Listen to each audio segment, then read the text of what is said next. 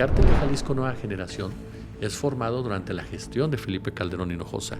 Es formado, al decir del maestro Paco Cruz, por el propio Genaro García Luna. Hablamos de que el Cártel Jalisco Nueva Generación, nos han dicho, es el cártel más poderoso del mundo. Sí. Tiene ramificaciones en todos lados. Se dedica a una cantidad de negocios impresionantes y su contabilidad la llevan en un cuaderno.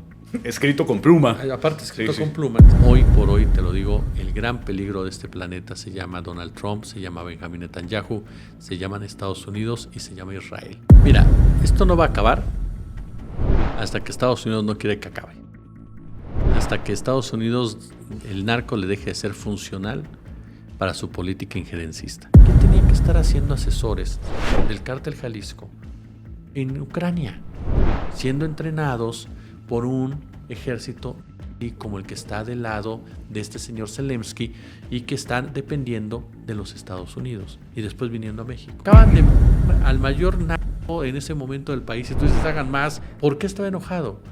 Primero, porque les quitas un operador importante su violencia, pero segundo, porque les quita la narrativa. Israel no puede con Irán, o sea, lo ha demostrado abiertamente. Irán es una potencia misilística que puede atacar a Israel y literalmente a punta de misiles borrar de la faz de la tierra a Israel. Nemesio Ceguera, alias El Mencho, líder del Cártel Jalisco Nueva Generación, el Cártel de las 4 letras, es abatido hace un par de semanas. Creo que es un punto interesante porque ahora lo que estamos teniendo es viéndolo con la perspectiva del futuro, ¿no? No lo vimos en ese momento inmediato en donde veíamos Puerto Vallarta incendiado, sino ahora que ya se entregó el cuerpo, ya se veló y hay muchas aristas que creo que vale la pena tocar ahí. Entonces me gustaría que empezáramos hablando de eso. ¿Qué es lo que pasó con el Mencho? ¿Cuál es la situación que tiene México ahora? ¿Mejorará el tema de seguridad? ¿Será lo mismo? ¿Qué es lo que viene entonces? Mira, creo que es muy importante entender lo que representa la figura del capo, que ya le hemos platicado. Sí. Los maestros Osvaldo Zavala y Nacho Alvarado, ¿sí?, son dos de los grandes periodistas que han logrado dar una explicación pormenorizada de todo ello. Sí. Y que varios de nosotros hemos abrevado de su conocimiento. Y es muy clara que la figura del capo sí. te sirve para desviar realmente la atención de lo que es el crimen organizado. Okay. Y te sirve, por supuesto, para responsabilizarlo de todo. Hay violencia, el capo. Hay tráfico, el capo. Hay tráfico de personas, el capo. Siempre. México ha sido un país de grandes capos desde hace décadas. Sí. Desde Pedro Avilés, para no irnos tan atrás, sí. que fue el primer gran capo, digámosle así, ¿no? En la década de los 70s, 60s incluso, sin tocar el caso de Juan Nepomuceno Guerra, que ya estaba operando en esas mismas épocas, ¿no? Pero en el caso de Pedro Avilés, me quiero centrar en él por la liga que viene. Sí. Pedro Avilés era más un operador logístico, en realidad, era más un personaje que estaba más involucrado en torno a, pues, como el narcotráfico en esa época, los mismos militares agarraban la droga y se la llevaban a la frontera y de ahí pasaba y los gringos la dejaban pasar sin problema. Pues el narcotráfico, como sentencia el maestro Froilán Enciso, era incluso una salida para problemas económicos del estado de Sinaloa, ¿no? Muchos campesinos que tenían un problema de precariedad, pues sembraban, vendían y de eso podían estar subsistiendo literalmente. Claro, sí. ¿No? Y Pedro Avilés era el gran operador de todo eso, es decir, era el que coordinaba a las grandes familias, a los militares, a las familias de escasos recursos, a los gobiernos, pero no era el jefe. Él era empleado de ciertos intereses como tal. Él era un operador logístico nada más. ¿Estamos hablando de la década de los 70, dijiste? Más o menos, 70s por ahí. No, 70s, un poco antes, 60s. Pero hablamos entonces de un personaje que, y lo pongo en el banquillo para entender realmente la función del capo. Eso es un capo, quien opera los intereses de los jefes. Eso es lo que hace.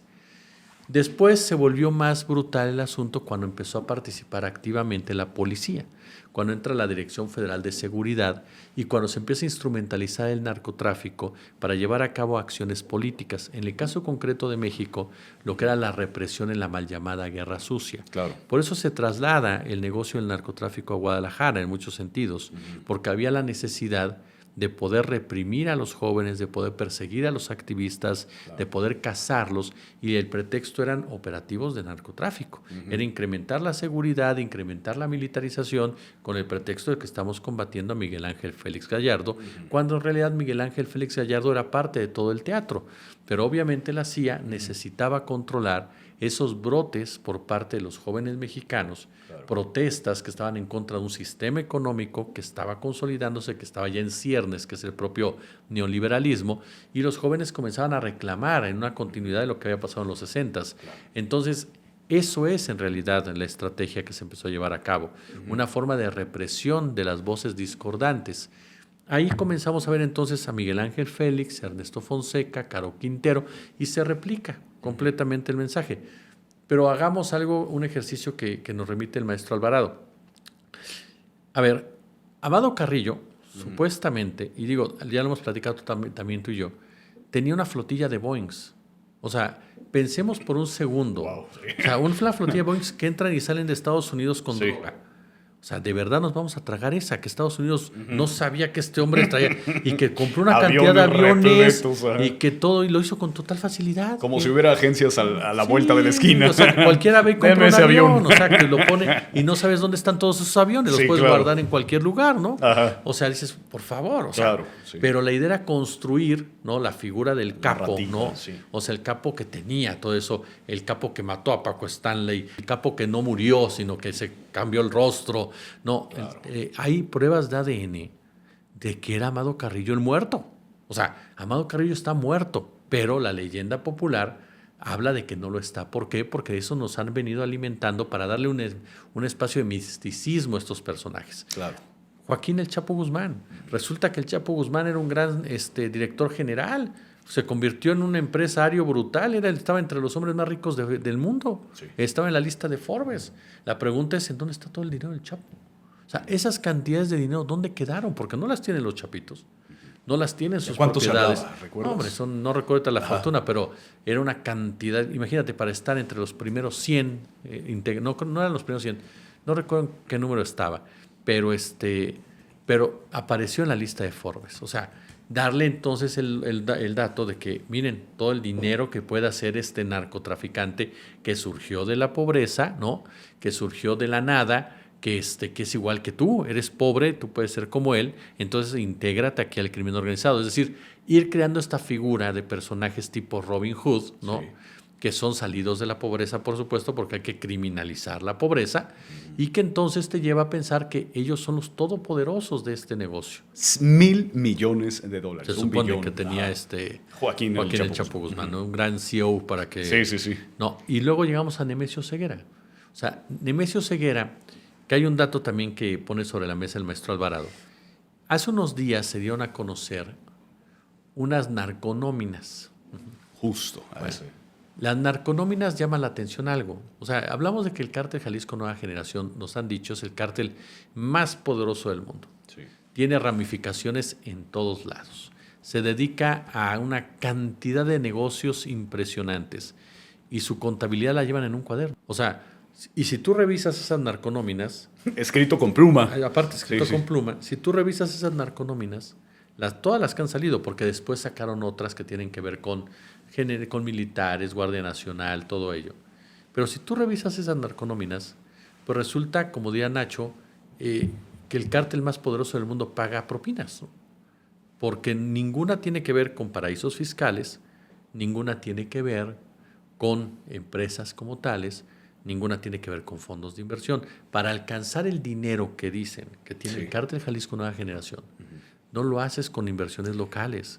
Necesitas entrar al sistema financiero como tal y entras con grandes cantidades de dinero. Por lo tanto, no cuadra en ningún sentido estas narconóminas que alguien puso ahí para mantener esa idea de que el Mencho tenía todos a través de una libretita. No, y retomo incluso el caso del Mayo Zambada. Sí. El Mayo Zambada, lo mismo te decían, maneja el cártel de Sinaloa desde una cabaña en la sierra de Sinaloa. O sea, un cártel que todo el mundo te decía, no, es que ya se dedica a esto, se dedica a aquello. Está en todos lados, pero él nada más está en una cabaña y desde ahí se comunica con todo el mundo. O sea, no es desestimar a la gente. ni discriminar a nadie, pero no se trata de, como estaban diciendo, si tienes capacidad para hacer dinero, mira, con esto. No, no es cierto, así no funciona. O sea, aquí hablamos de que el narcotráfico es un asunto geopolítico y geoeconómico. Por lo tanto, no es solamente local. Y en ese marco te topas con que el narcotráfico es un arma injerencista de Estados Unidos que le permite a Estados Unidos meterse en donde quiera con ese pretexto. Ejemplo, Venezuela. Ejemplo, México. El cartel de los soles. Ajá. Exacto, o sea, es parte de lo que hace Estados Unidos. Sí. Entonces, por eso cuando la gente te pregunta, ¿se va a acabar el narco? No, no se va a acabar. No se va a acabar mientras Estados Unidos le siga siendo útil.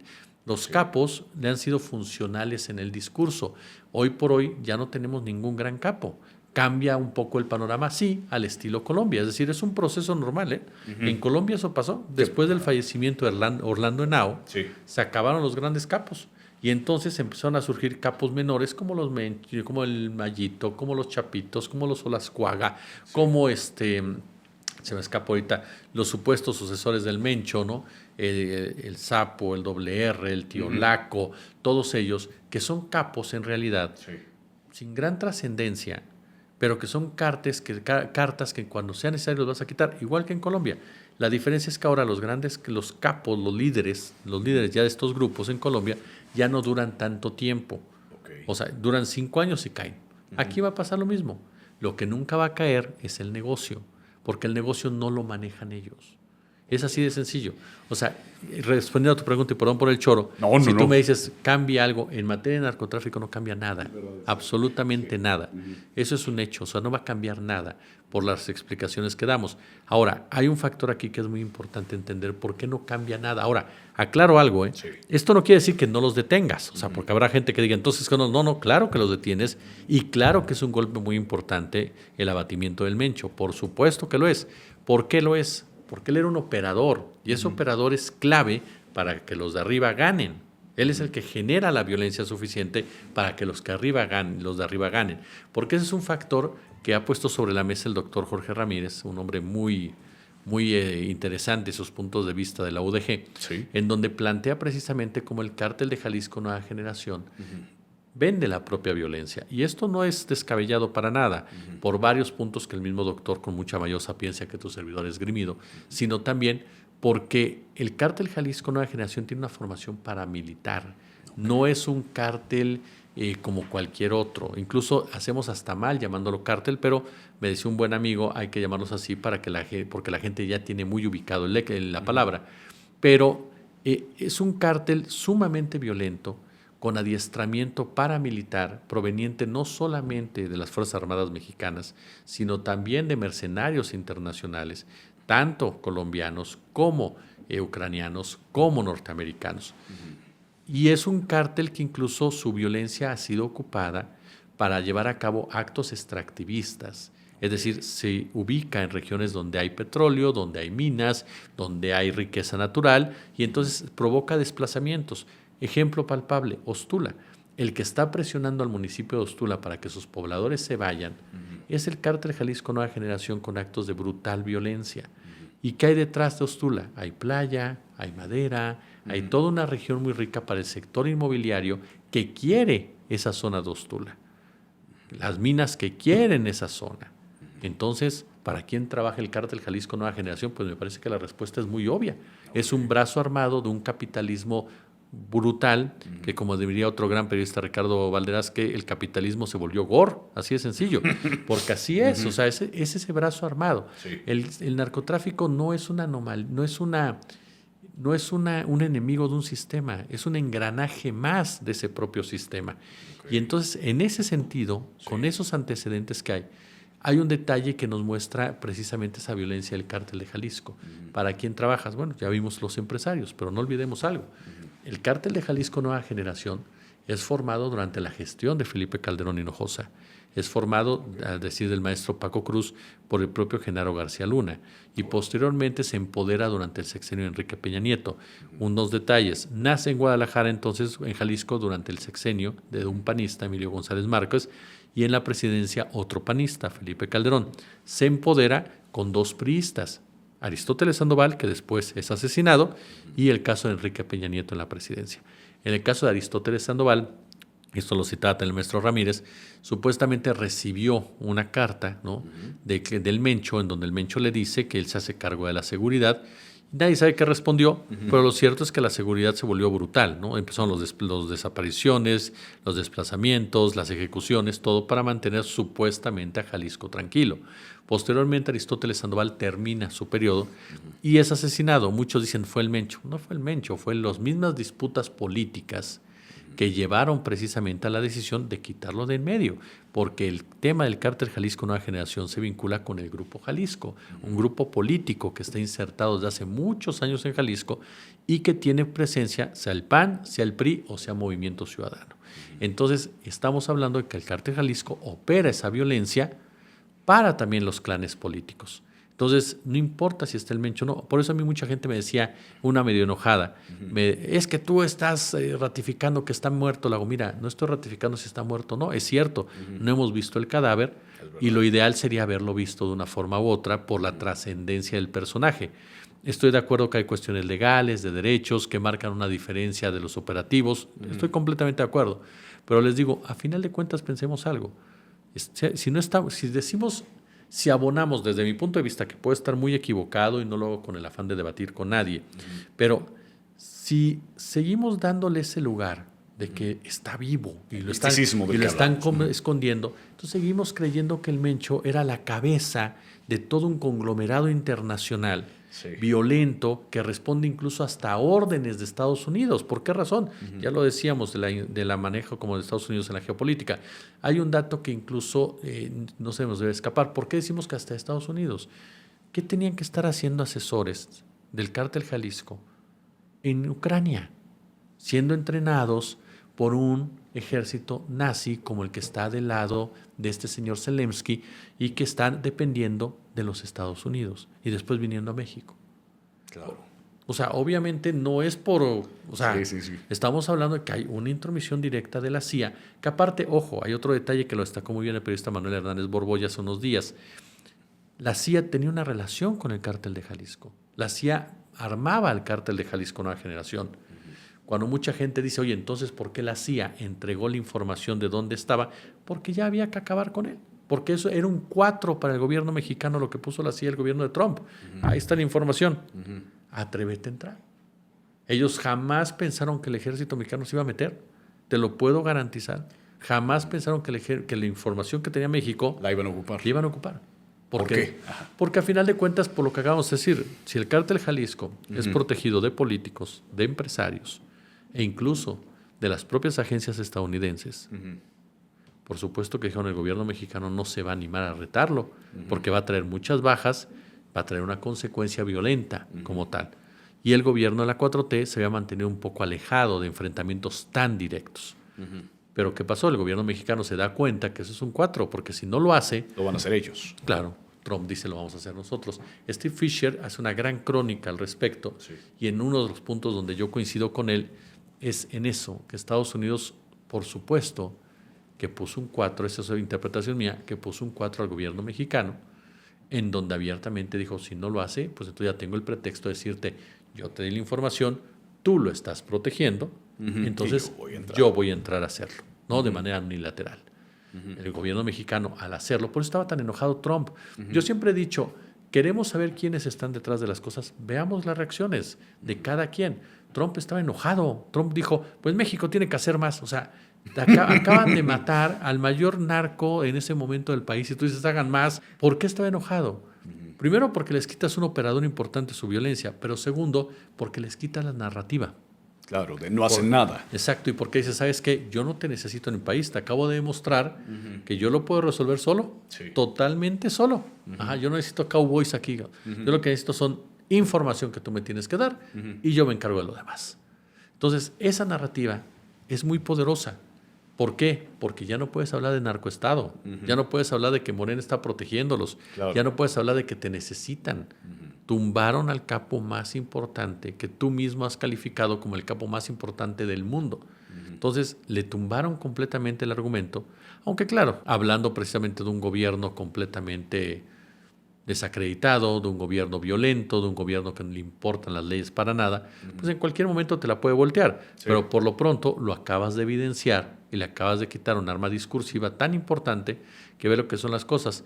Dentro de unos días se va a realizar una reunión de Estados Unidos con países de América Latina, con los que tiene simpatía, no simpatía, sino similitudes ideológicas para tratar lo que está pasando en el mundo. Okay. México no fue invitado. O sea, y está bien, digo, qué bueno que no nos invitaron. Yo me sentiría verdaderamente indignado como mexicano si vamos ahí. Pero ¿no? es un gran indicio, ¿no? Pero es un indicio de que Estados Unidos primero no te ve como Argentina. No, te ve Sheinbaum como no es Ecuador, Milei. Exacto, Sheinbaum no es Milei, ni Sheinbaum es Novoa, ¿no? Entonces, Claro. primero que nada es eso, y eso es muy importante, porque en momentos de definiciones tienes que estar del lado correcto de la historia, aunque luego eso traiga consecuencias más serias. Oye, ¿y qué opinas respecto al tema de cambió la estrategia? Muchos babearon en Twitter porque primero dijeron que no era verdad esta situación, porque no estaba el cuerpo ahí. Sin embargo, pues bueno, se hizo el funeral, estuvieron todos sus personajes allegados a este personaje del Mencho. Y después dijeron, es que Sheinbaum le está dando la razón a Calderón. Sheinbaum, se acabaron los abrazos y ahora empezaron los balazos.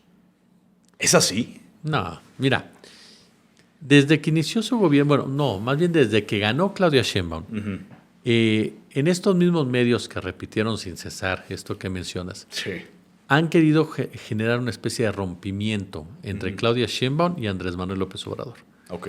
Desde un principio dijeron, ella es doctora, ella sí habla inglés, ella estudió en Estados Unidos, Sí. ella pertenece a una familia de clase media alta, ella sí es parte de nosotros.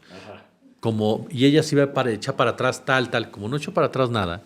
Entonces comenzaron a decir, claro, es que ella es la sirvienta, es que ella es la empleada, es que ella es la manipulada, es que desde Palenque se dice todo. Ajá. O sea, minimizándola como niños de secundaria. O sea, yo no sé si no se dan cuenta de la personalidad y capacidad que tiene Claudia Sheinbaum, que difícilmente se va a involucrar en eso, les va a comprar un discurso de esa naturaleza.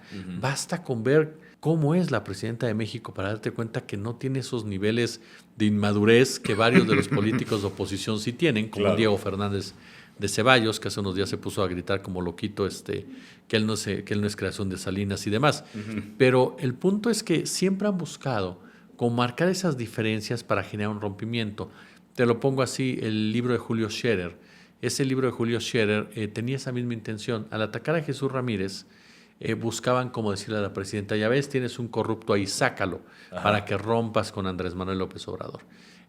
Todo este asunto de Max Arriaga, que puede estar a favor o en contra de la salida de Marx, y como gusten, yo lo he dicho públicamente, yo creo que también el que tendría que haber sido era Mario Delgado, pero a lo que voy es que hubo quienes lo trataron de utilizar para decir, claro, Sheinbaum está rompiendo con López Obrador, y ni una cosa ni la otra. Y el mejor ejemplo de ello, ¿sabes cuál es? Y ahorita profundizo si gustas en ello, pero Por favor. en la cuestión de los abrazos no balazos, sino el mejor ejemplo de que no hay ningún rompimiento es López Obrador.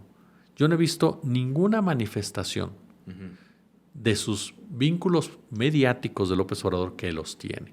Periodistas, analistas, opinadores Lo sabemos, muy cercanos a Andrés Sí, Manuel, claro. que si necesitara decir algo, lo iban a decir ellos. Dos, su familia tampoco se ha manifestado en contra de nada. Ni José Ramón, por ejemplo, que es muy activo en redes, no ha manifestado nada por el estilo. Es decir, no hay ningún indicio de Andrés Manuel López Obrador criticando a la doctora Claudia Sheinbaum o anunciando un rompimiento o cuestionando alguna de las decisiones que ha tomado la doctora. Ni uno solo. Entonces, en ese marco, no hay ningún rompimiento. Por lo tanto, si López Obrador viera que están rompiendo lo que él hizo, pues yo hubiera dicho algo, o sea, Claro. hubiera pasado algo. No ha pasado nada al respecto. Y el otro factor, ¿cuál es? El tema de abrazos no balazos es una frase satanizada. Es una frase, podemos estar a favor o en contra de la estrategia de Andrés Manuel. Podemos hablar de que hubo carencias o que hubo falencias. Podemos hablar de muchos puntos y periodistas serios lo han debatido, lo han cuestionado. Periodistas serios realmente. Sí. Pero el tema como tal, abrazos no balazos, es un tema satanizado, sacado de contexto. Andrés Manuel no hablaba jamás de darle abrazos a los delincuentes, jamás. Él hablaba de atender las causas. Él hablaba de una realidad que muchas veces, sobre todo a la derecha, no le gusta aceptar, que los sicarios no son generación espontánea. Los sicarios también fueron niños, también fueron adolescentes. Por alguna razón se volvieron sicarios. Y esa razón tiene que ver con una cuestión socioeconómica, principalmente, con una total campaña constante mediática, otra vez de un poder económico, para justificar tu participación en el crimen organizado como una salida de la pobreza que yo mismo te estoy metiendo. Por eso vemos series o narconovelas, ¿no? En donde te pintan a Amado Carrilla, sí, Amado Carrillo guapísimo, como José María Jaspic, todo galán, todo varonil, gente que cree que Félix era igualito que Diego Luna, ¿no? o Don Neto era Joaquín Cosío. Sí. No. Entonces dices, pues no tiene que ver, o sea, no tiene nada que ver lo que te pintan en esos lugares, en esas series con la realidad. Pero eso lo ocupan precisamente los grandes medios de comunicación que pertenecen a ese nivel socioeconómico para reclutar gente o para normalizar y legitimar esas acciones. Entonces, en ese aspecto, lo que López Obrador está diciendo es, hay que atender las causas, porque los sicarios no salieron de la nada.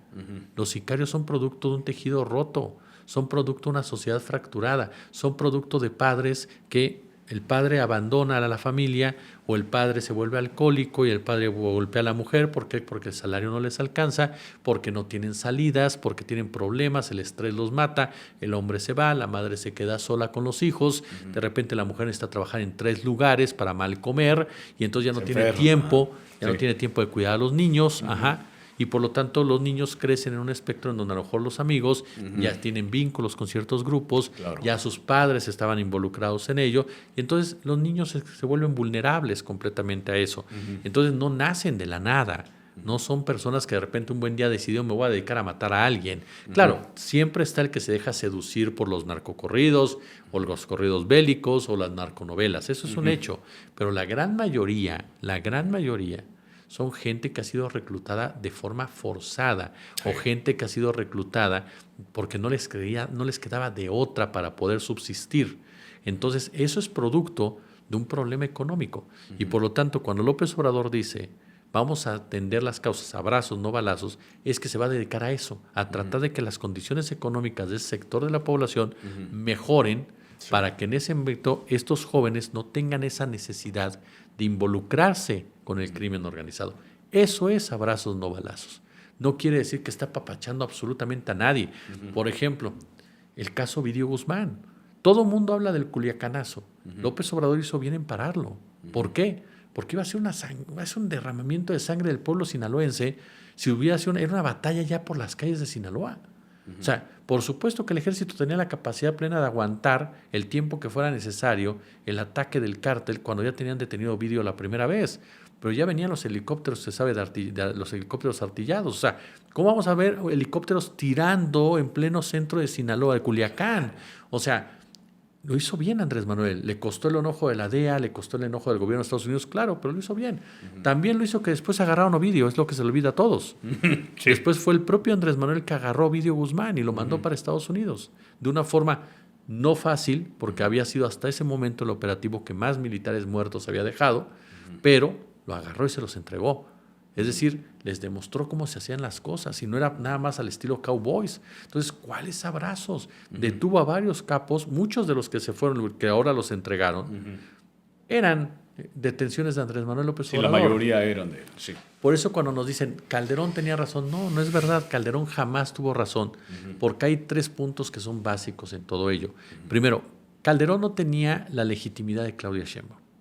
Lo que quieran reconocer o no, los amigos panistas no la tenía. A final de cuentas, al haber tantas acusaciones de fraude y pruebas de fraude, ya no eres legítimo. Entonces, a partir de ahí, Calderón ya tiene un problema. 2, Calderón saca al ejército sin ninguna ley que facultara para ello la actuación del ejército. Y así duró años el ejército. Claudia Sheinbaum lo saca bajo otra ley completamente que incluso controla la letalidad del ejército. Y hay un tercer factor que también se vuelve clave en todo ello, la forma en cómo se enfrentan las consecuencias de. Lamentablemente, sí hubo personas civiles que sin deberla ni temerla perdieron la vida, pero jamás se les dio el trato de daños colaterales. En ningún momento dijo, no, pues son daños colaterales. Calderón sí lo hacía, a tal grado que lo que se hizo fue una detención de personas, de la que también casi no se ha hablado. Se detuvieron a varias personas, hubo personas que fallecieron, sí, pero ojo con esto. Y eso la mayoría de las personas que fallecen son integrantes de la Guardia Nacional y del Ejército. Entonces estamos hablando de que dónde quedaron las policías estatales y municipales, que ese es otro punto. Sí. Pero al que voy es que el control que hubo para tratar de no dañar a una población que de por sí vivió momentos muy difíciles, terroríficos en muchos sentidos, fue muy diferente a lo que hacía Calderón. Calderón, a ver, muchas a lo mejor no se acuerdan, a mí me tocó todo el sexenio de Calderón, por eso lo recuerdo perfectamente. Los operativos eran golpe y porrazo, y si tenemos que entrar a un lugar y masacrar a quienes estén, aunque no la deban, lo hacemos. Entonces, es muy diferente cómo se ejecutó este operativo a cómo lo hacía precisamente Felipe Calderón. Ejemplo tal claro, la muerte de Ignacio Coronel. El Nacho Coronel, quien era la cabeza del cártel del cártel de Sinaloa en Jalisco, que es ultimado por la Marina. Recordemos cuántos daños colaterales hubo esa noche o ese día en el Estado, precisamente cuando llevaron a cabo dicho operativo en su contra, cuando Nacho Coronel era del mismo nivel de Nemesio Ceguera. Entonces, sí hay ejemplos palpables de que jamás tiene que ver que Calderón no tenía razón para nada y que en ningún sentido se está rompiendo, porque lo que están haciendo es un complemento. ¿A qué voy con esto? López Obrador dijo, aquí están las causas. Sheinbaum señala, vamos a seguir atendiendo las causas, pero yo necesito también cerrar la pinza. Cerrar la pinza es detenerlos, detener a todos estos grupos, intensificar esas detenciones. Otro punto básico, anteriormente la Secretaría de Seguridad estaba encabezada por una civil, Rosa Isela. Hoy está encabezada por un policía. Y no lo digo de manera peyorativa, lo digo de manera descriptiva. Omar García Harfuch piensa como policía, es normal, es su formación. Entonces, él actúa y genera estrategias basadas en la inteligencia que lleven a detenciones de manera constante y que lleven incluso, si se tiene que dar, a cierto tipo de enfrentamientos, aunque hay que ser muy honestos. Harfuch es muy fino en ese tipo de asuntos. No es tan frontal como el ejército. El ejército sí es mucho más frontal y la Marina ni se diga. No, porque la Marina sí es... La Marina va y no hay sobrevivientes, o sea, no hay detenidos, pues, porque así está preparada la Marina. A la Marina no le puedes pedir que llegue y ahí deténganlos. Extracción quirúrgica. La Marina no opera así, o sea, y todos lo sabemos. Entonces, si tú la pones en una situación de esa naturaleza, tú sabes cómo se puede llevar a cabo. Pero a lo que voy es que es muy diferente, incluso el mismo uso de los equipos tácticos que están haciendo en la actualidad es muy distinto al uso de los equipos tácticos que hacía Felipe Calderón Hinojosa en contra de la propia población civil. Entonces sí, no tiene absolutamente nada que ver eso. Y te decía, es una continuidad, se siguen atendiendo las causas y se cierra la pinza con la cuestión policíaca, ¿no? Maestro Jesús Escobar, estás mencionando hace un momento el tema de a dónde va el dinero, ¿no? Y que creo que no solo a mí, sino a la audiencia que nos está viendo, pues nos dejaste profundizando demasiado. Me puse a investigar un poquito y es 33 mil millones de dólares anuales hacía el cártel Jalisco Nueva Generación, de acuerdo al Financiero. Esa es la cifra que da. Y creo que la gran pregunta que surge es, ¿y a dónde va el dinero, no? Pero sigue en quiénes son, o tú lo mencionabas es el capitalismo, ¿no? Pero ¿qué hay más arriba? A partir de este capo que es este brazo armado y que utiliza el capitalismo, pero a mí sí me sorprende mucho eso, yo no lo había pensado de esa forma. Vemos estas nóminas, yo ya no logré entender si las ves tú como nóminas sembradas, pero me causa mucho ruido el hecho de pensar, claro, a ver, una empresa de 33 mil millones de dólares anuales, es una lanísima, ¿no? Ahorita puedo investigar cuánto anda Elon Musk, pero en 5 años los alcanza. Entonces, te pones a pensar, es tan grande y una nómina escrita con papel y lápiz. Simplemente la estructura. Simplemente cómo manejas una estructura de ese tamaño. O sea, muchos dirán, es que el cártel Jalisco, el tema es que se mudó en cuestión de drogas sintéticas. Y efectivamente, se mudó. Le pasó lo mismo al maestro hace un rato. Tiene trampa. Tiene trampa. Ajá. El cártel Jalisco Nueva Generación decían, bueno, se pasó a las drogas sintéticas. Efectivamente, en parte así fue. Sí. Pero el tema de la ganancia del narcotráfico no son solamente las drogas. Sí. Es el control social, es la explotación, es la expoliación. Y ahí es donde los capos ya no ganan ese dinero. Okay. Si ellos llegan y desplazan a unas personas de Guerrero, por ejemplo, de Leonardo Bravo, y de repente llega una mina y se instala ahí y empieza a saquear todo el lugar, ¿quién gana? La mina. La mina. ¿Quién claro. se queda con el dinero? La mina. Lo que decíamos, Particularmente canadienses, hay que lo decirlo, que decíamos, Guerrero. Ostula. Ostula, ¿quién se queda con los terrenos de Ostula para construir? El sector inmobiliario. Ok. Entonces, ¿quién se va a quedar con el dinero? Los grandes empresarios, a final de cuentas. Por eso cuando se hacen este tipo de cálculos, siempre llegamos al punto de decir, es que eso es lo que genera la droga. No, la droga no genera solamente eso. El tema es lo que generas más allá de la droga. Porque un cártel puede alcanzar esas dimensiones como tal. Son conglomerados, literalmente. Sí. ¿Por qué lo puede hacer? Porque se manejan diferentes ramificaciones. Ya hablábamos, por ejemplo, el tema mediático. El Cártel Jalisco era un tema, es un grupo muy mediático. Es un grupo que sabe armar videos, que sabe armar escenarios, que sabe manejar redes sociales, que tiene una dinámica en ese sentido. Que hizo psicosis en redes y sociales. Lo vimos el domingo. Son gente que contrata agencias, es decir, que financia, como el Cártel de Sinaloa, financia cantantes, financia influencers, financia youtubers para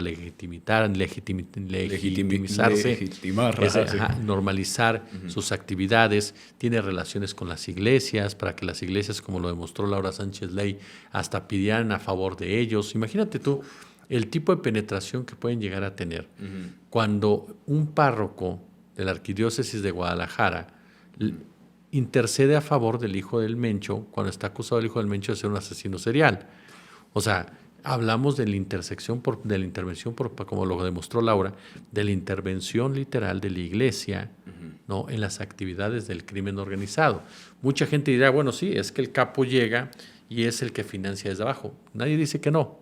Nadie dice que nadie duda que el capo es el que financia desde abajo, pero llega un momento en el cual el capo ya no puede avanzar, porque en ese momento se meten ya los gañones de todo esto, que son los empresarios, los políticos, los militares, y dicen, hasta aquí. Yo soy ahora el que va a manejar este negocio, estas ganancias vienen para acá, estas ganancias ya se meten en ciertas empresas, estas ganancias ya se lavan por este lado, estas ganancias ya se traen para acá, esto ya va para un fondo de inversión, esto ya va para un paraíso fiscal, esto ya para acá, y se acabó. Entonces, eso es muy importante entenderlo, la dimensión real de estos líderes del narcotráfico, sus límites naturales, ¿no? Sí.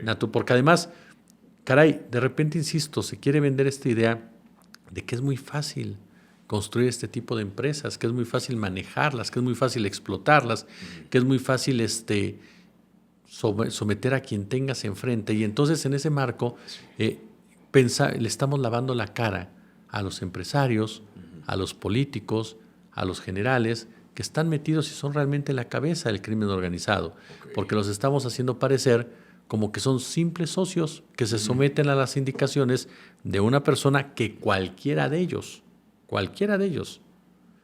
está por encima, por su mismo poder económico, influencia social y poder armamental. Yo por eso aplico mucho esa frase del Padrino 3, ¿no? En donde el personaje de Vincenzo Corleone, que es Andy García, está con el de Lucchesi, y Lucchesi le dice, ¿tú sabes de política? No, bueno, muy fácil. El arma es la política, la pistola es la política y la economía es la que te dice cuándo jalar el gatillo. Wow. Es así. Sí, revelador, ¿no? Claro, y te hablo de una película de los años 80 o 90, me parece. Entonces, esa es la realidad. O sea, y eso es lo que de repente me parece perdemos de vista. Sí.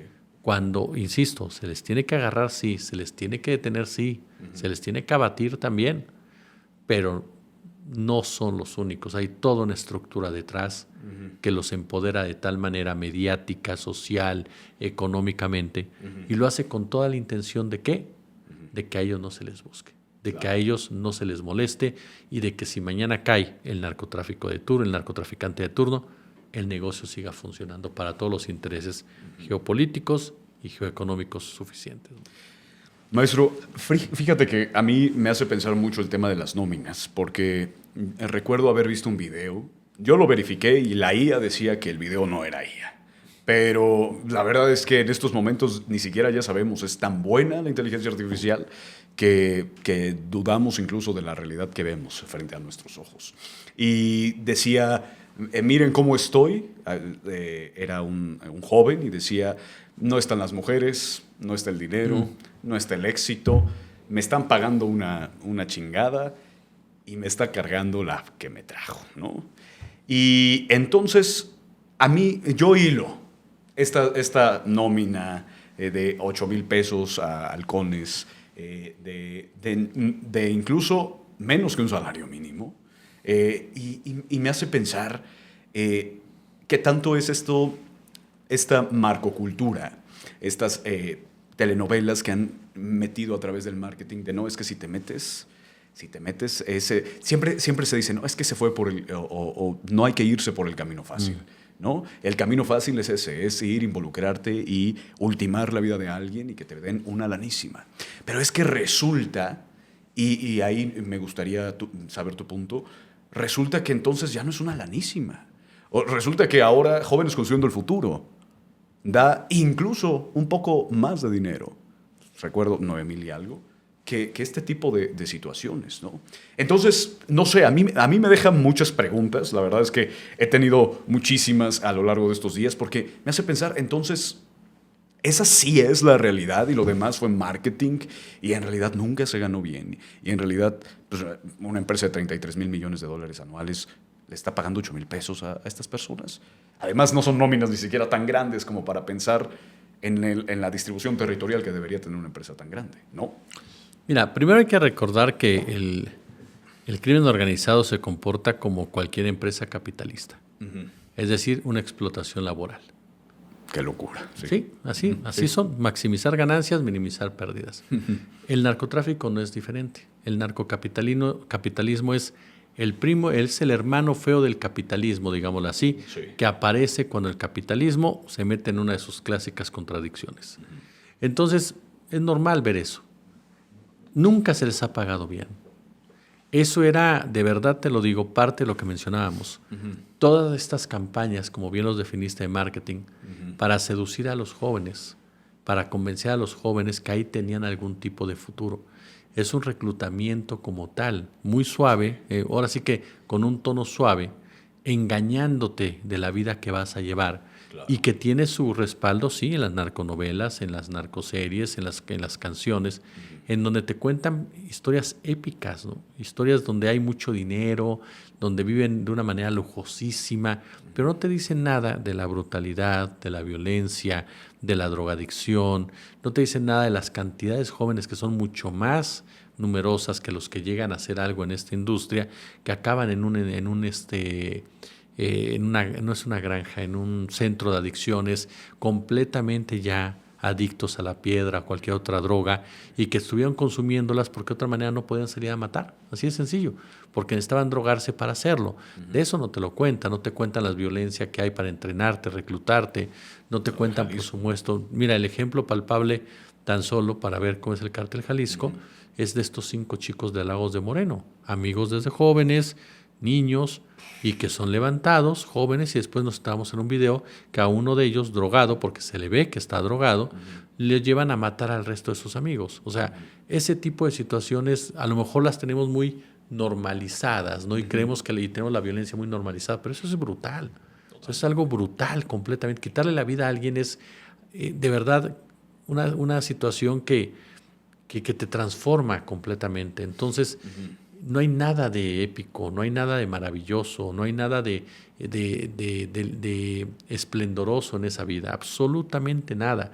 Porque como toda empresa capitalista, no llegan ni siquiera a los más aptos al poder, llegan hasta los recomendados en un momento dado, llegan hasta los ex policías o policías en activos o militares, siempre. Entonces ahí te das cuenta, son hasta los que llegan. Ni siquiera es una empresa de mérito, si quieres verlo con su propio lenguaje. Entonces, muchos jóvenes, por eso les dicen, me decía el gran periodista Manuel Gallardo, los pollitos de colores. ¿Por qué? Porque como en todo, en Michoacán, en varios lugares, los pollitos de colores son desechables. Entonces, así se les dice a los jóvenes, pollitos de colores. Jóvenes que son desechables del crimen organizado y que son su gran mayoría de integrantes. Claro. Por lo tanto, jamás será una vida espectacular, no tiene nada que ver con las narconovelas que nos presentan en este país, absolutamente nada. Y aparte de todo hay un factor que tocaste que es muy importante, este asunto de las propias narconóminas como tal, y que es importante entenderlo. Hoy por hoy no sabemos si fueron sembradas o no, porque a final de cuentas necesitamos saber, no sé si cuando ya presentamos el podcast ya se haya dicho, pero hoy por hoy no sabemos por qué dejaron entrar a los periodistas. ¿Por qué los reporteros recorrieron tranquilamente el lugar? Sí, la Fiscalía de Jalisco está... Que, bueno, la presidenta dijo que fue la Fiscalía General de la República la que tomó Peor. esa determinación. Entonces necesitamos saber por qué razón fue, quién autorizó eso. ¿Y por qué tan determinados medios, no? Porque son los mismos. Siempre ciertos medios, o sea, ¿para qué fue? Entonces, yo no dudo para nada, te soy honesto, e incluso el trabajo del Universal, de los reporteros del Universal sobre las narconóminas es muy interesante. Me parece, junto con el de Toño Nieto, lo más destacado. Sí. Pero de repente también te topaste con notas con que el pastel favorito del Mencho, el papel de baño favorito del Mencho, las películas que le gustan al Mencho, o sea, de repente, que el Mencho tiene bonita letra, o sea, de repente había otra vez que romantizar la figura del capo, para que los jóvenes que lo vean digan, mira, el hombre cómo vivió, ¿no? O sea, en realidad aquí no nos preguntamos quiénes eran los vecinos del Mencho. O sea, quiénes estaban en esas cabañas de 7,000 pesos al día, ¿no? Que sabían perfectamente que era el Mencho.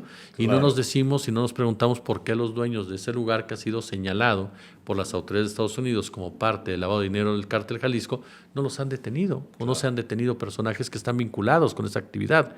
Entonces, ahí es cuando de repente dices, yo no sé si alguien la sembró o no, pero lo que sí me imagino, lo que sí sé, es que sirven en un momento dado para seguirle dando vuelta a esta épica historia, ¿no? Del narco poderoso, del capo todopoderoso, y que todas las puede en un momento dado. Okay. A mí me parece, incluso te digo, el segundo trabajo que presenta el Universal es más interesante, precisamente porque habla, ¿no? Ya de capitanes y habla de generales, pero aún así, en esas dimensiones, no llegan a explicar realmente toda la estructura como tal, hegemónica, de esta organización criminal. Entonces, esas narconóminas nos llevan más al cuestionamiento y a la evidencia de que los capos son locales, los cárteles son los internacionales, en pocas palabras. Por eso el cártel es desechable. Yo te voy a dar un dato que manejó el otro día también el maestro Alvarado. Se calcula que en México en los últimos años han abandonado, desertado las Fuerzas Armadas 300,000 integrantes. Es un montón. ¿Dónde están? Claro. Hoy por hoy, ¿dónde están? Personas preparadas para matar, personas preparadas, entrenadas para ciertas circunstancias. Están trabajando agentes de seguridad, están trabajando en una tienda, pusieron un negocio, se dedicaron a sembrar manzanas, están trabajando con el narcotráfico. O sea, hoy por hoy no sabemos dónde están.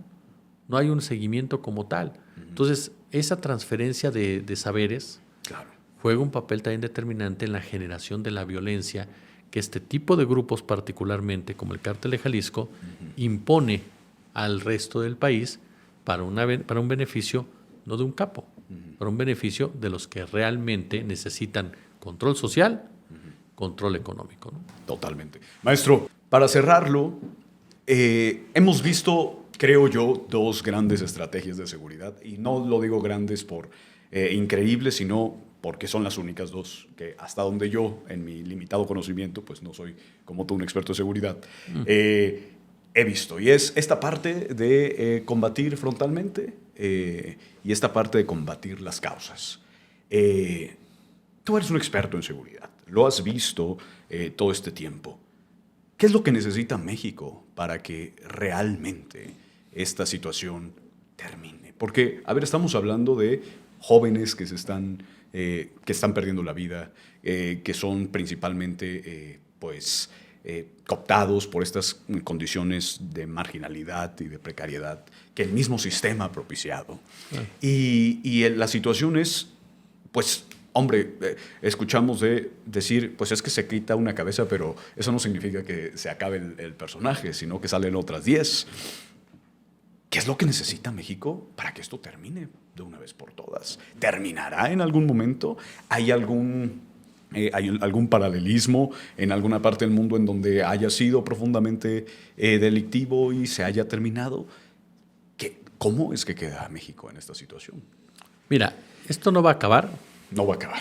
Hasta que Estados Unidos no quiere que acabe. Okay. Hasta que Estados Unidos, el narco le deje de ser funcional para su política injerencista. Eso debemos de entenderlo, no va a acabar. ¿Qué puede hacer el gobierno mexicano entonces? Los gobiernos mexicanos siempre han tenido un estrecho margen de maniobra. No han tenido control total de la estrategia de seguridad. Lo vimos desde el propio Carlos Salinas de Gortari, ¿no? Cada uno de ellos en su margen lleva a cabo acciones que van definiendo su propio gobierno. Andrés Manuel López Obrador definió su gobierno al momento que dijo atiendo las causas. Retiró el léxico de guerra de todo esto. Nosotros ya no estamos en guerra, que no es cualquier cosa, ¿eh? O sea, hablar de guerra y tener al ejército en las calles no es cualquier cosa. Felipe Calderón hizo todo lo contrario. Felipe Calderón generaba 100,000 pobres al mes, ¿no? Y aparte de todo, hablaba de guerra y tenía al ejército con una letalidad brutal. ¿No? Enrique Peña Nieto mantuvo esa política. Vicente Fox se hizo como lo que acostumbra Fox a hacerse en su estrategia, no permitir que se fuera corrompiendo cada una de las instituciones. Pero entiendo, perdóname que te interrumpa. Eddie Small lo comentaba aquí en un análisis que hacía. Creo que él es el único, si mal no recuerdo, que sí tuvo una baja considerable. Hay mucho que cuestionar ahí. En el caso de Fox, sí, sobre todo los datos. Ajá. Sobre todo los datos. No había institutos autónomos en ese momento. De entrada, mira, a mí me tocó, no estoy debatiendo con el gran Eddie, ni mucho menos, pero a mí me tocó ver muchas veces en el caso de Vicente Fox, datos que no se daban a conocer. Hechos que no se calificaban como tales. Delitos que eran desviados en números o simplemente no reportados. Entonces, muchos de los datos y números que se generaron durante Fox y Calderón sí tienen que ser muy cuestionados, precisamente por el origen de los mismos y de cómo se fueron sondeando a través de las distintas metodologías favorables a estos gobiernos como tal, cuando en la realidad era muy distinta. Te pongo el caso, y es que hay siempre un paralelismo muy particular en algo. La violencia que se ve con Calderón, ¿no? O que mucha gente toma Calderón como referencia. Es una violencia que ya se venía gestando con la propia acción de parte de las autoridades de los Estados Unidos, a tal grado que la cabeza de la Policía Federal con Fox, pues fue el secretario de Seguridad de Felipe Calderón. O sea, fue Genaro García Luna. Claro.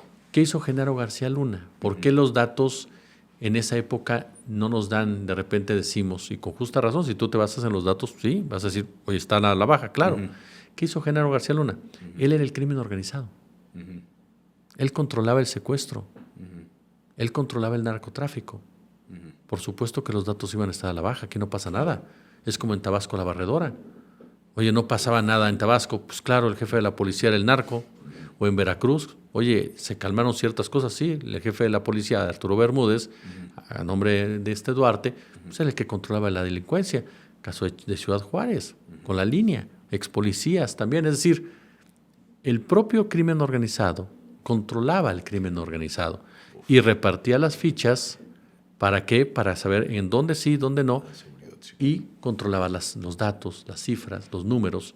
Entonces, en realidad te topas con que mucha de esa información que está ahí está viciada de origen porque los mismos que estaban generando esos delitos los escondían. Te pongo el ejemplo en el caso del secuestro. El secuestro, en muchas ocasiones en los medios de comunicación, que no se cuestionaban, te ponían a los mismos cuates atrás, en la pantallita, y te decían, esta es la banda del maguey. Y a los 2 días resulta que era la banda del micrófono. Y el otro día... Del limón, ¿no? Y todos. Eso por un lado. Sí, claro. Y 2. De los soles. Había bandas de secuestradores que eran realmente responsabilizadas de delitos que cometía la misma policía. La misma policía cometía los secuestros y le decían, es la banda de Alejandro. Y la banda de Alejandro de repente ya había cometido 300 secuestros cuando decías, güey, yo no he hecho tanto. Te pongo un caso emblemático, Daniel Arizmendi. Daniel Arizmendi le aventaron 200 secuestros cuando en realidad cometió alrededor de 22 o 25. ¿Quién cometió el resto de los secuestros? Claro. La misma policía que cuidó a Arizmendi y protegió a Arizmendi mientras a Arizmendi les fue útil. Claro. Entonces, esa misma policía, pues te digo, esos datos hay que tener mucho cuidado porque Sí. esa policía era la que controlaba precisamente esa información y era la que estaba generando esa propia violencia y era la que controlaba el narcotráfico como tal. Entonces, por supuesto que ellos decían hay menos muertos. Lo que pasa es que de repente con Calderón hubo una cobertura más amplia de repente, a pesar de la censura de Calderón por todos lados, se desató la violencia por todos lados. Entonces eso fue lo que llevó a que nos pusiéramos a pensar, está muy violento, pero con Fox hubo hechos de verdad, digo, vamos a ser claros, le mataron a su propio secretario de seguridad, ¿no? Por una diferencia con el grupo de Genaro García Luna. Entonces, pensemos de que se lo mataron porque se le cayó por cualquier cosa. 2, ¿con quién fue que se escapó el Chapo Guzmán? Con Vicente Fox Quesada. ¿En qué momento empezó? Enrique Peña, ¿no? Sí, pero el primero escape es con Fox, que es cuando empiezan a empoderar al cártel de Sinaloa. Y el cártel de Sinaloa empieza a crecer y convertirse en lo que era hasta hace poco. Lo comenzaron a hacer con Vicente Fox. Entonces, en realidad Vicente Fox fue el gran preámbulo y la gran construcción de lo que después reventó con Felipe Calderón de la mano de las agencias norteamericanas. Por eso te digo que estamos ante un escenario en donde los presidentes mexicanos durante muchos años, hasta Andrés Manuel, siguieron órdenes estrictas de Estados Unidos para manejar el crimen organizado como Estados Unidos le convenía que se manejara. Salinas repartió el país porque en ese momento lo ideal era que hubiera varios cárteles, punto, que no hubiera monopolio, ¿no? Cedillo ayudó precisamente a empoderar a uno de ellos, que fue Amado Carrillo, porque así era la orden. Hay que poner un capo y hay que manejarlos a todos y manéjalo por acá y demás. Con Calderón dijeron, con Fox dijeron, ya no, ya vamos a empezar a construir un solo cártel. ¿Por qué? Porque vamos a negociar con uno y no con 17. No, más que negociar, porque no negocian, le ordenan. Okay. A lo que voy es esto. Fox, por ejemplo, ¿cuál es el gran tema con Fox? Con Fox se atomiza el poder presidencial. Entonces, al atomizar el poder presidencial, gobernadores comienzan a tomar control de actividades criminales. Cuando llega Calderón, que eso también fue fundamental en el incremento de la violencia, cuando llega Calderón, lo que sucede es algo muy simple. La orden de la DEA es pon orden. Entonces, mucha de la violencia que vimos fue el gobierno federal contra gobiernos estatales. O sea, grupo del cártel de Sinaloa, representando al gobierno federal y a las agencias gringas, con otros cárteles que tenían su contacto con las policías locales o policías locales defendiendo su territorio, como el caso de la línea en Ciudad Juárez, Chihuahua. Eso fue lo que vimos, además de una criminalización brutal de la pobreza, por esa atomización que se da del poder presidencial en el año 2000. Entonces, cada presidente neoliberal aceptó todos los ordenamientos de Estados Unidos con las contradicciones que esto provocaron y que llevaron a una mayor violencia y, por ende, a una mayor militarización del país. ¿Qué pasa con López Obrador? López Obrador dice, a ver, no puedo meterlos a los cuarteles porque no puedo, no me dan chance. Bueno, pues entonces yo acabé la guerra. Aquí yo no estoy en guerra. Los generales no se tienen que comportar en guerra. Yo atiendo las causas. Yo le bajo a la letalidad de todo esto. Por supuesto que para ciertos intereses no está combatiendo nada. No, sí está combatiendo, pero no está combatiendo en serio. Saco a la DEA de este país, saco a la CIA de este país, les pongo orden. Nada de culiacanazos en este país. Entonces, por supuesto que iba a haber una campaña que López Obrador no sea nada, pues les estaba atentando contra todo el negocio de varios. Sheinbaum lo que hace es lo mismo. Sheinbaum dice, bueno, yo tengo este marco, yo no estoy en ninguna guerra, pero sí voy a llevar a cabo operativos que complementen una pinza. ¿Por qué? Porque así a mí también me ayuda en la relación que me están presionando acá, evitando que se meta a mi país. Entonces, la diferencia que hay entre la estrategia de seguridad de la 4T, que esto no exime que haya gente corrupta o gobernadores corruptos, me parece que sí hay una diferencia sustancial en las estrategias que se llevaron a cabo por parte de los otros presidentes. ¿Cuál es ella? Que dentro del margen de su maniobra trata de hacer las cosas en beneficio de un país y no en beneficio de los intereses internacionales, ¿no? Vamos entonces por un buen camino desde esa parte para terminar, porque arrancabas con este tema de decir, esto no va a acabar hasta que Estados Unidos no quiera. México lo que puede hacer es mejorar con la cuestión de la violencia, atacar lo que... Mira, yo tengo una frase en ese sentido que es, si México quiere tranquilizar este país, tiene que reconfigurar el poder desde abajo. Okay. O sea, tiene que cambiar el poder. Es lo que necesitas en Michoacán, es lo que necesitas en Guerrero, es lo que necesitas en Sinaloa, es lo que necesitas en Tamaulipas, es lo que necesitas en varios estados tomados literalmente, no por los narcos, sino por el crimen organizado como tal, por caciques, por empresarios, por generales, que son los que toman realmente esas decisiones y que son los entes de poder. Entonces necesitas reconfigurarlos. Necesitas ir por las operaciones financieras, necesitas ir por los presidentes municipales, por los jefes policíacos, por los gobernadores, por los senadores, por los jueces, por toda esta gama de personajes que son los que realmente protegen esas actividades. Entonces, a partir de ahí vas a poder tener un mayor control. Falta mucho para eso, pero se ha avanzado. Yo sí creo que se va en un camino adecuado porque estás desarticulando las bases de todo eso. Al golpear el nivel municipal, al golpear la inteligencia municipal, al golpear la corrupción policíaca municipal, les quita sus principales brazos operadores de primera instancia y primer acercamiento con la propia ciudadanía. Entonces, eso tiene una repercusión directa en homicidios, así como también en estrategias de seguridad, incertidumbre en materia de seguridad para la propia gente. Entonces, a mí me parece que dentro de su margen están haciendo lo que pueden y lo están haciendo de manera adecuada para seguir avanzando poco a poco. Maestro Jesús Escobar Tovar, ahora sí estamos por entrar en un conflicto mundial. Bueno, ya estamos desde hace rato.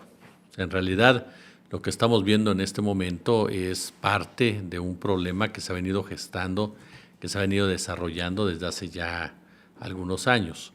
Incluso ni siquiera lo comenzó el actual gobierno de Donald Trump. Se viene generando desde antes de la llegada del propio Donald Trump al poder. Y recordar simplemente, si nos centramos en el caso de Irán, que fue Barack Obama quien firma los acuerdos con Irán, esos acuerdos precisamente para tener una regulación del proyecto nuclear iraní, un acuerdo que se da en 2015, un acuerdo que genera mucha molestia, mucha inconformidad por parte del lobby sionista o nazisionista, encabezado ya desde ese momento por el propio Benjamín Netanyahu, que es un hombre que en los últimos 30 años, dice el analista Elvin Calcaño, en los últimos 30 años ha tenido un peso específico en todo lo que es el poder ultraconservador en Israel. Entonces, él fue uno de los principales operadores para empezar a cuestionar, a bombardear, a satanizar ese acuerdo, en donde se aseguraba que Barack Obama pues estaba atentando en contra de los intereses de Estados Unidos, cuando en realidad pues Barack Obama, que no iba a la isla de Epstein, pues no tenían forma ni manera de chantajearlo, y por lo tanto había dado un paso que nadie esperaba, porque realmente fue un acuerdo que muy poca gente hubiera apostado cuando inició incluso la misma gestión de Obama. Incluso el gobierno iraní en ese momento se mostraba partidario también de ese tipo de decisiones, y a partir de ahí es que comienza mucho lo que estamos viendo ahora. Desde hace muchos años, Netanyahu tiene la obsesión de destruir a Siria.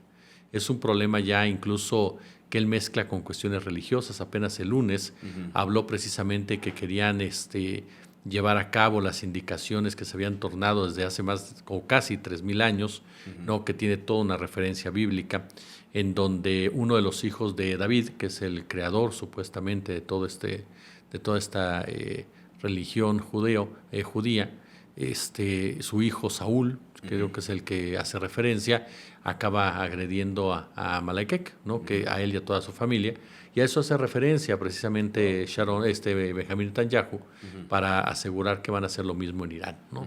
Entonces es un tema que se ha venido complicando mucho, pero que no es nuevo, que ya se viene arrastrando esta política de Israel y en donde se configuran diversos intereses. Por un lado, están estos intereses nazisionistas de crear el Gran Israel, que es a lo que se refiere Netanyahu, con una literal concepto base totalmente religiosa.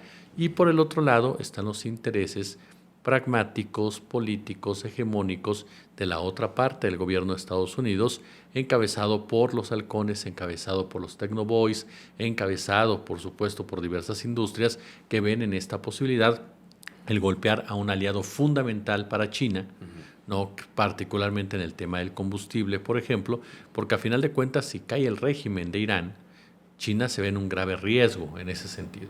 Por lo tanto, sobre todo en el tema de combustible, insisto. Entonces, es una opción para ambos grupos, o los grupos que están dos de los tres grupos que estructuran el gobierno de Donald Trump. El tercero está muy molesto por esta situación, que es MAGA, Pero estos otros dos están contentos y conscientes de lo que está pasando y lo están respaldando a fondo. Entonces, este es un conflicto que va escalando poco a poco, que si logra Estados Unidos avanzar en esta guerra en contra de Irán, pues los tambores de la guerra comienzan a sonar más fuerte por las repercusiones que puede llegar a tener tanto en China como en Rusia. Ahora, ¿qué le está apostando China y Rusia? China, por supuesto, está apostando que Estados Unidos cada vez se debilita más, que Estados Unidos tiene más problemas económicos, que se está metiendo en guerras, que lo están desgastando. Basta ver la cantidad de dinero que ha perdido Estados Unidos en los últimos días. En 5 días de conflicto, Irán, gane, pierda o no, le ha provocado daños severos a Estados Unidos. Ha desaparecido 4 bases militares de la Unión Americana en la zona, que hoy por hoy son cenizas. Entonces, te topas con que son gastos millonarios los que le está provocando y lo está haciendo con armas que ni siquiera son tan caras. Un dron de $20,000, por ejemplo, su construcción, no se compara para nada con los radares, por ejemplo, de 4 millones, por citarte cantidades. Entonces, obviamente, China está esperando que Estados Unidos se siga desgastando porque se está desgastando Estados Unidos, se está fracturando hacia adentro. Es decir, con cada paso que parecería que Estados Unidos avanza, en realidad lo hace dejando ahí parte del cuerpo, ahora sí que parte del alma, ¿no? Y va avanzando a una confrontación final a la cual está llegando totalmente desgastado. En el caso de Rusia, Rusia lo que está haciendo es aprovechar. ¿Por qué? Porque al momento en que Estados Unidos o Europa, y en este caso, voltean a ver a Irán, pues ya nadie pela a Ucrania.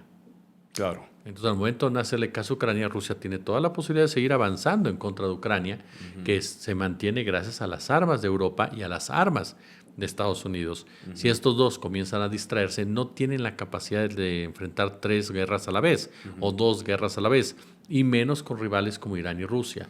Entonces, en ese sentido, ese descuido a Rusia le favorece muchísimo. ¿Por qué? Porque puede avanzar sobre Ucrania y puede, por supuesto, también ganar en cuestión petrolera, porque recordemos que el barril de petróleo está subiendo el precio y Rusia está ganando de manera monumental. Claro. Entonces nos topamos realmente con un escenario en donde este conflicto, como bien lo señalas, ya está desde hace tiempo, ya se viene incrementando y donde parecería que los que están ganando, pues resulta que podrían estar perdiendo. Claro, esa es una versión de las cosas. Sí. La otra versión sí, la más preocupante, es que realmente sí estuvieran posicionándose, empoderándose, y que esto tarde que temprano pudiera recaer en una guerra contra el multilateralismo como tal, que desde mi punto de vista lo que estamos viendo, una guerra contra el multilateralismo, una guerra contra un nuevo mundo, el que no quieren que nazca, el que no quieren que se consolide, el que no quieren que avance, ¿no? ¿Por qué? Porque ellos van a dejar de ser el hegemón, ¿no? ¿Qué es el multilateralismo?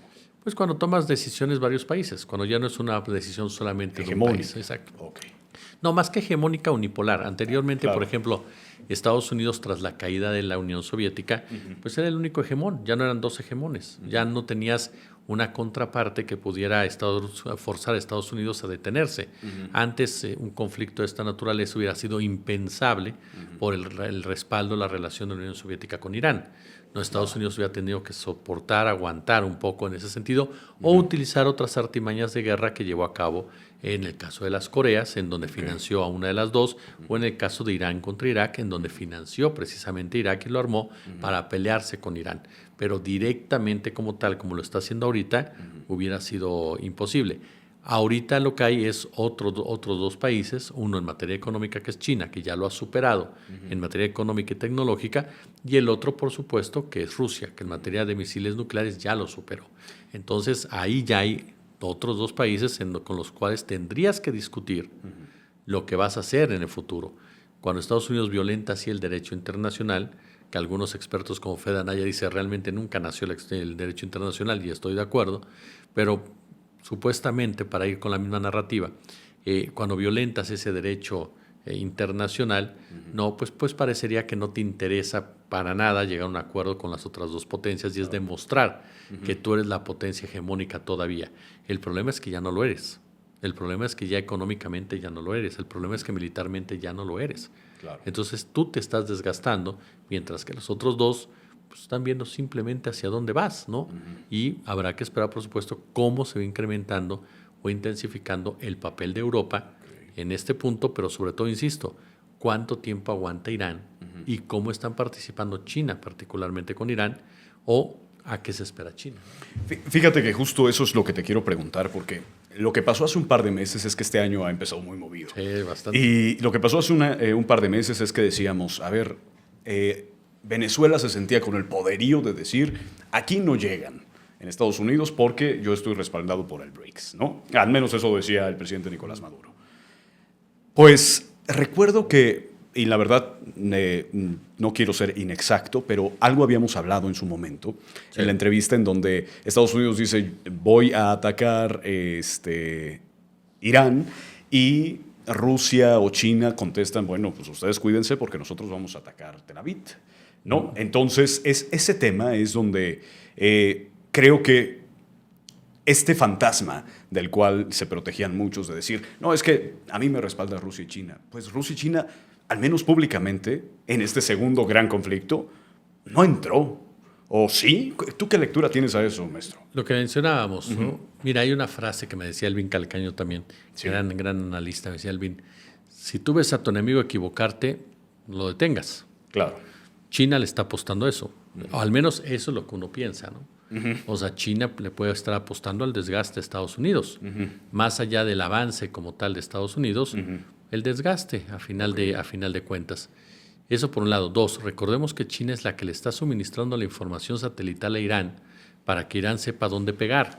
Es decir, y China le está dando los datos necesarios. ¿Para qué razón? Para que sepas en dónde está tal cosa y tal cosa. ¿Por qué? Porque los satélites de China tienen excelente tecnología para ubicar los diversos blancos. Claro. Entonces, en ese sentido está participando China. Rusia es el que se ha mantenido más alejado con ciertas discusiones por lo que mencionábamos. El caso Ucrania y, por supuesto, el caso del petróleo. Es decir, a mí, mira, poniéndome el casco de aluminio, a mí sinceramente me lleva a pensar una razón.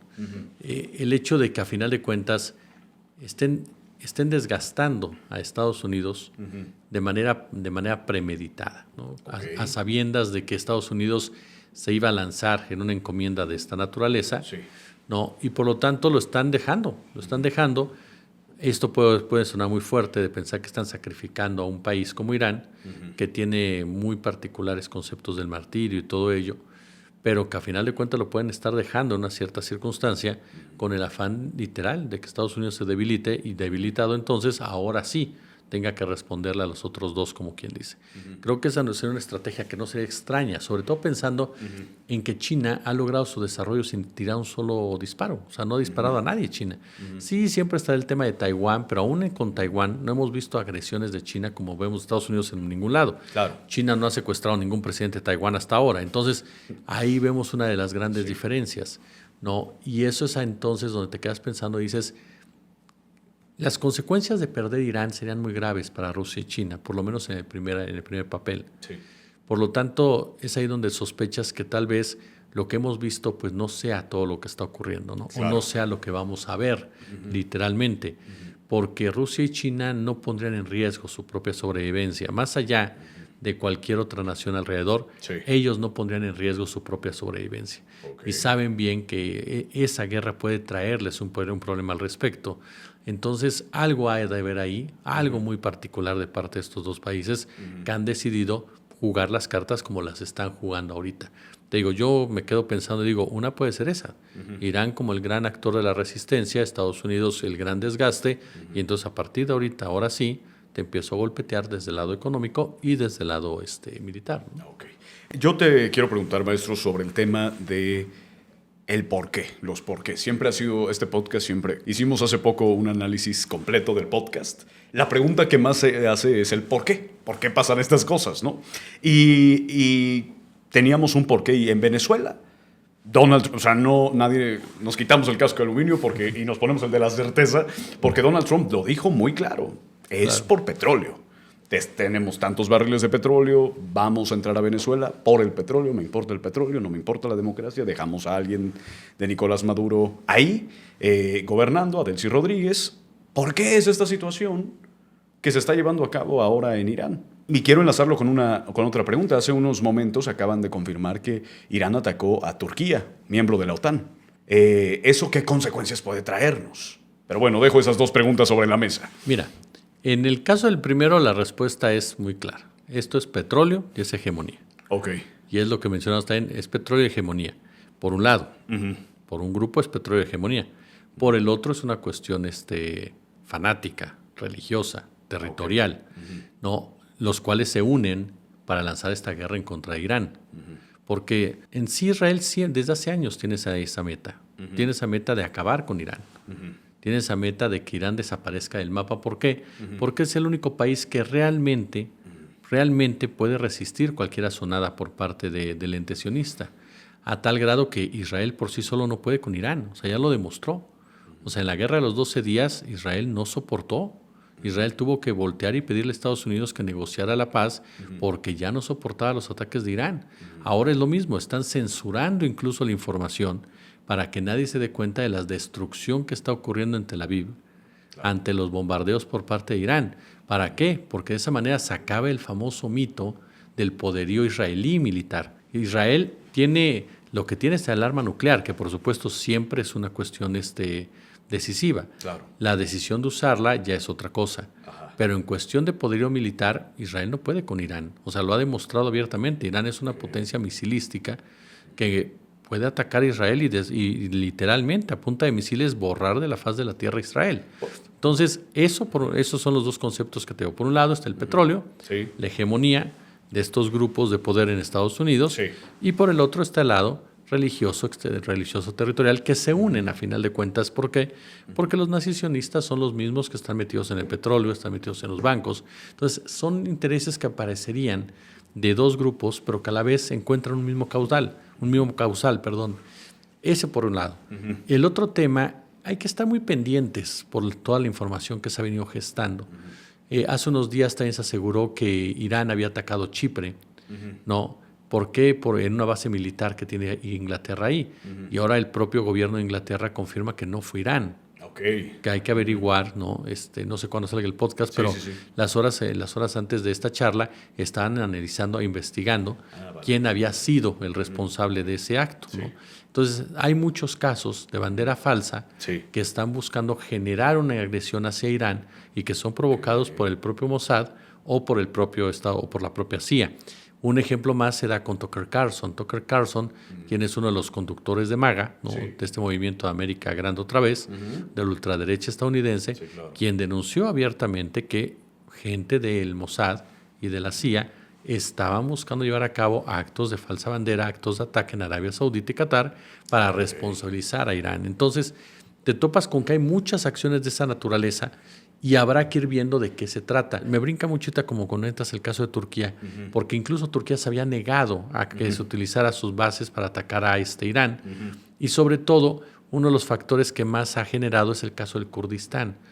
El Kurdistán es esta zona entre Irán e Irak, Claro. ¿no? En donde hay un grupo que está en contra de los iraníes. Estados Unidos y la CIA han estado armando este grupo para que entre a la guerra, literalmente. Turquía debe de tener cuidado, porque Turquía también tiene diferencias con ese grupo. Entonces, ahí nos topamos precisamente con que si no tienen cuidado muchos de los actores políticos que están viendo esto, les puede pasar más adelante lo que ahora algunos estarían condenando a favor de los Estados Unidos.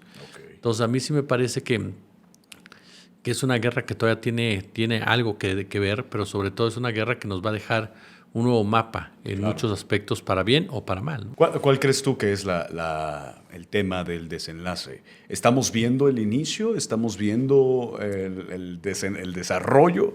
¿O estamos viendo realmente el final? ¿En qué punto podrías tú verlo desde esta parte en donde muchos dijeron, no, pues seguramente se acaba en el momento en el que ataquen Israel y Estados Unidos a Irán? Y bueno, Irán contestó y no, pues se va a acabar en otros 2 días. Y volvieron a contestar y siguieron en este tema de ataques. Entonces, ¿tú cómo lo ves, que eres un experto en este tema, en la situación, hasta dónde podría llegar? Mira, yo creo que hay mucha incertidumbre en ese sentido. Lo cierto es que estamos en una... Si lo unimos, o sea, si lo manejamos como un todo, ¿Sí? me parece que estamos en una etapa intermedia llegando al paso final, ¿no?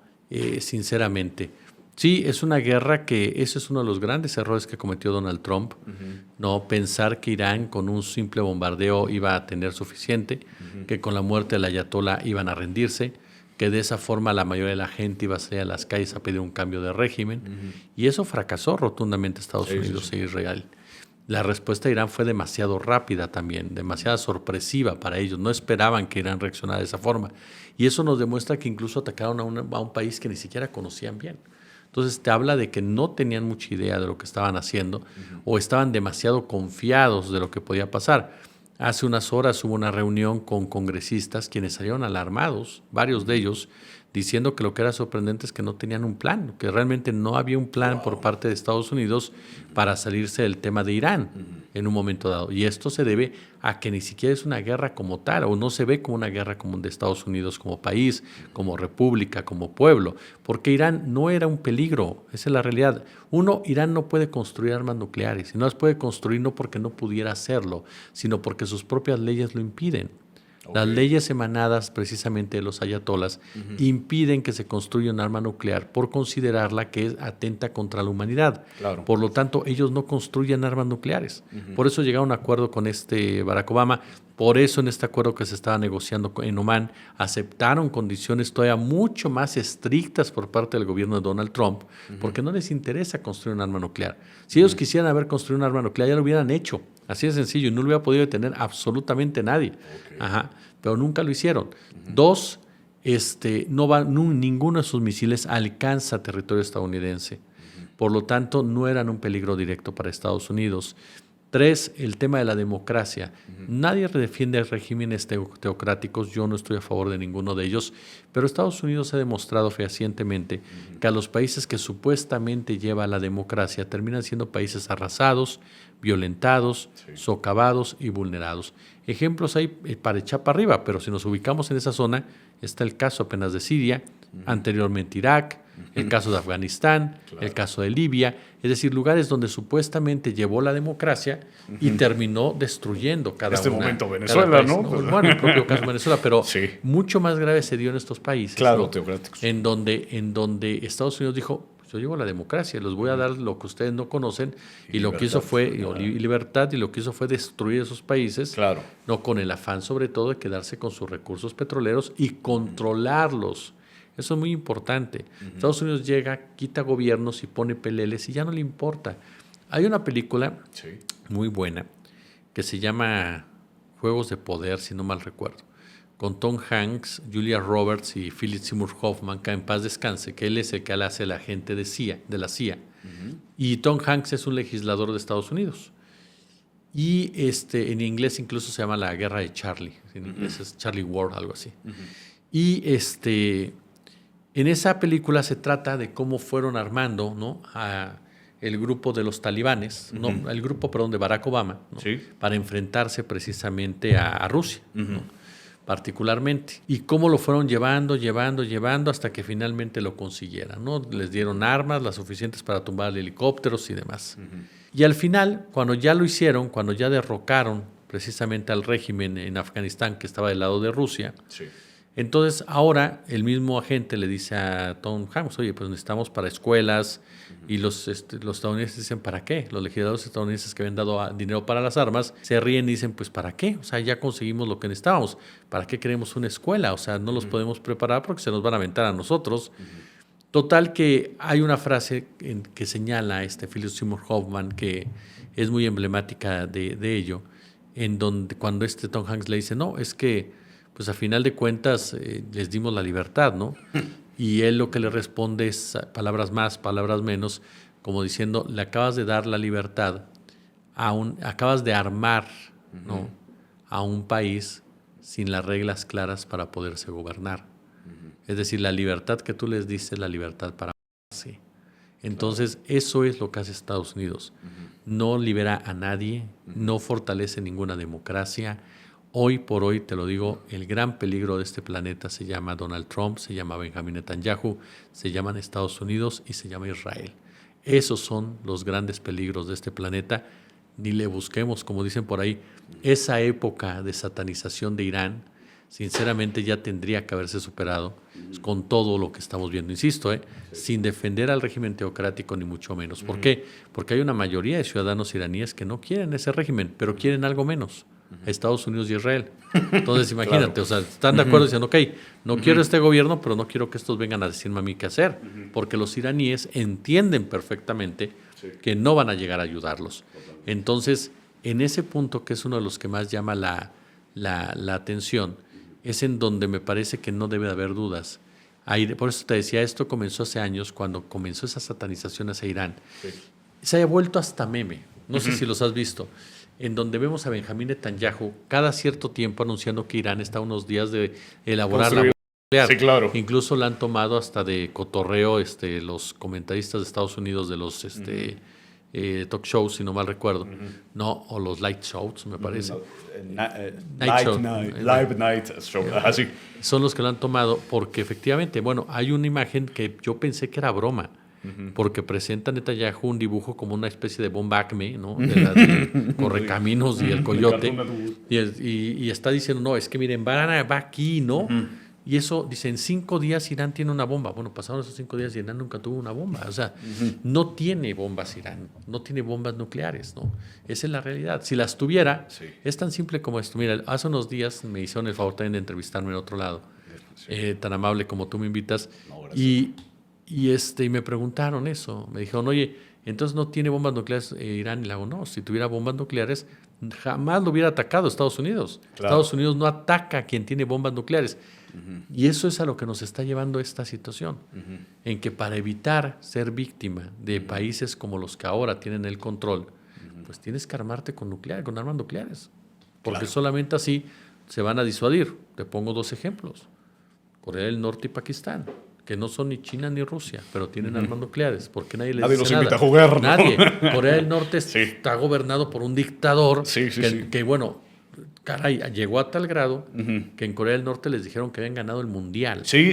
No, y hubo gente que se lo creyó por el control informativo que tienen. Si quisieras llevar la libertad a algún lado, bueno, ¿por qué no te acercas? Porque él tiene una bomba nuclear que sí te la va a tirar. Claro. Porque aparte el tipo se nota que sí se las tira. Entonces, la realidad es que por eso no se meten, ¿no? Diciendo, pues déjalo pasar, ¿no? Entonces, a mí me parece... Muy su democracia, ¿no? Y en el caso de Rusia es otro tanto. O sea, ¿por qué no enfrenta directamente a Rusia, que tiene armas nucleares? Porque tiene armas nucleares, por esa sencilla razón. Entonces, eso me parece a mí que es uno de los puntos claves para entender todo este conflicto.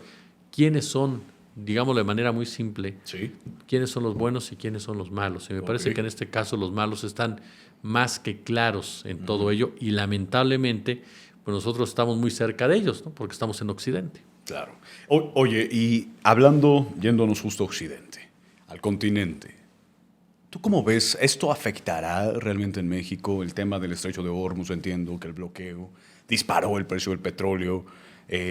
¿Esto tendrá repercusiones eventuales en nuestro país, en México? Sí, como en todo el resto del mundo. Es decir, va a depender mucho de cuánto tiempo, esté cerrado el estrecho de Hormuz, de si se cierra completamente o no, porque ahorita Irán no lo ha cerrado al 100%. Va a depender mucho de eso, o sea, del tiempo que esté cerrado. Porque si ese estrecho está cerrado 7 días, el mundo va a empezar a llorar. O sea, la realidad es esa. O sea, ya ahorita estamos viendo consecuencias. Tú tienes planes de contingencia, adelante, pero son de eso, de contingencia. Entran cuando la situación ya es insostenible. Claro. ¿Cuánto tiempo dura un plan de contingencia? Ya es completamente... Muy distinto. Muy distinto. Y si eso sigue cerrado y sigue escalando, bueno, a tal grado que el propio Trump ha dicho, ¿no? Que quiere mandar a su armada a escoltar los petroleros, los barcos petroleros. Lo que no piensa Trump es que quién se va a animar a pasar por ahí. O sea, no es ahí va a ir la armada con ustedes, sí, pero no necesitas un país con aviones disparándote, ¿eh? O sea, los Houthis pueden disparar abiertamente sin ningún problema, o algún otro grupo que esté por ahí volarte el barco. O sea, ¿qué barco petrolero va a decir? Sabes que yo me voy a arriesgar, aunque vengan los de tu marina, también igual los vuelan a ellos, o sea, porque ni siquiera los tenemos de frente. Entonces, a mí me parece que eso muestra incluso el absurdo de Donald Trump en muchos aspectos, pero además, a lo que voy con ello es que si ese estrecho se mantiene cerrado mucho tiempo, el impacto para todos va a ser fuerte. ¿Qué es lo que podemos decir? Que vamos a agradecer tener 2 bocas. Así de claro. Y vamos a tener que agradecer solo a López Obrador, aunque haya muchos que no se lo quieran agradecer. No, pero además lo que tenemos que, vamos a tener que enfrentar una situación no caótica en el caso de México, pero sí complicada, así complicada, y lo saben en el gobierno. Por eso están listos con un plan de contingencia. Pero saben bien que todo depende del tiempo que dure cerrado el estrecho de Hormuz. Pasa el 20% por lo menos de todo el petróleo del mundo por ahí. O sea, 20%. Es una locura. O sea, es una locura. O sea, y no solamente eso, déjame decirte, hay otros datos ahí que se han ido, el caso de los fertilizantes. O sea, ya están empezando a escasear de fertilizantes porque Irán es uno de los principales productores del mismo, Arabia Saudita es el otro, y transitan por el estrecho de Hormuz. Entonces, al momento que tú empiezas a cerrar también los fertilizantes, y si no hay fertilizantes, no hay comida. O sea, hay muchos campos donde se afecta la alimentación. Entonces, ya ves otro punto. El tercero, las aguas, las plantas salinizadoras.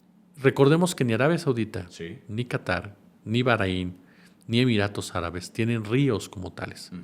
Sí, algunos pequeños arroyos, pero ríos naturales no tienen.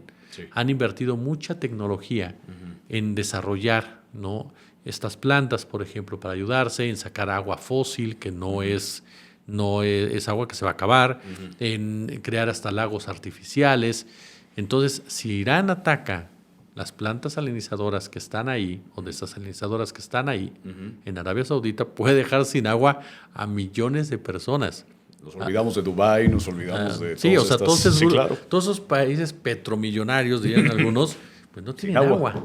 Entonces, hoy por hoy Irán tiene varias opciones todavía de atacar. Claro, eso le generaría mucho mayores conflictos, por supuesto, pero en un momento dado de desesperación, en un momento dado en que se te están aventando todos a la vez, pues tú tienes que actuar de una forma u otra. Entonces, mucho pasa por toda esa zona, y en el caso concreto de Hormuz, perdón que me haya desviado con el agua, pasa por eso ya, fertilizantes, combustibles.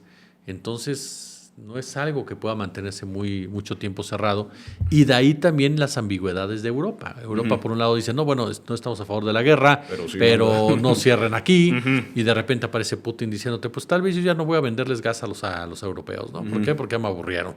O sea, entonces te empiezas a complicar ya todo y empiezas a mostrar un rostro de las consecuencias que puede traer esta decisión totalmente estúpida por parte de Trump y de Netanyahu, ¿no?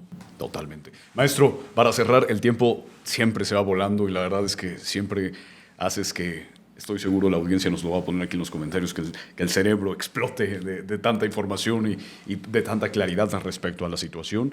Y yo sé que tú eres un personaje muy ocupado, y agradezco mucho el que nos des este espacio, y des un espacio en tu agenda para venir a este programa. Yo soy feliz de platicar contigo, soy feliz de estar en tu espacio, así que aquí estamos con todo gusto. Muchas gracias. Y bueno, yo agradezco mucho al maestro Jesús Escobar que haya estado en este espacio, que haya arrancado este nuevo set con tan increíble entrevista y declaraciones.